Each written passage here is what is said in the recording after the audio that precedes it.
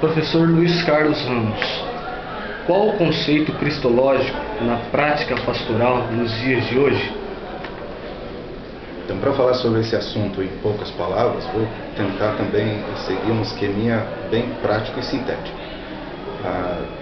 Uma das considerações clássicas sobre Jesus é sobre o seu tríplice ministério.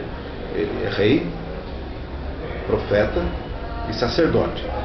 E sendo Jesus o modelo, a síntese do cristão, quer dizer, do projeto de Deus para o ser humano, nós como cristãos reproduzimos o que Cristo nos ensinou na nossa vida, no cotidiano, e também no caso do ministério pastoral.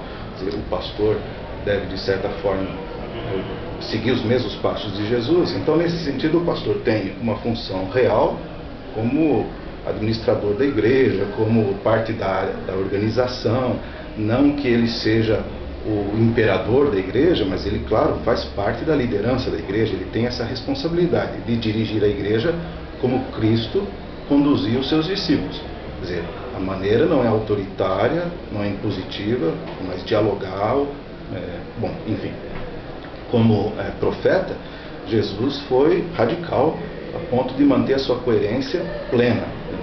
Em nenhum momento ele desvia o seu discurso para se beneficiar, para se promover ou para ter algum tipo de vantagem política, econômica ou social de alguma forma. Então, nesse sentido, o profeta é aquele que mantém a sua coerência de denunciar o pecado, mas também anunciar a esperança. O pastor, então, tem na sua igreja a tarefa de ser essa referência. E como sacerdote, também, o Jesus é aquele que intercede em favor do povo. Portanto, Jesus é o Salvador, porque ele é aquele que se coloca no meio do caminho para estabelecer ou restabelecer a comunhão entre o ser humano e Deus. Então, o pastor, nesse sentido, também é aquele que está orando pela comunidade e com a comunidade.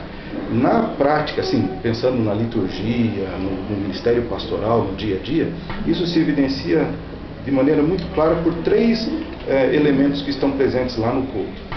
Um deles é aquela cadeira, a sédia, a cátedra, que está lá na frente, onde o pastor se senta, de onde ele preside o culto.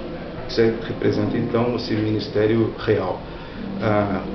O púlpito está lá como referência do ministério profético, de onde ele anuncia e proclama a palavra de Deus.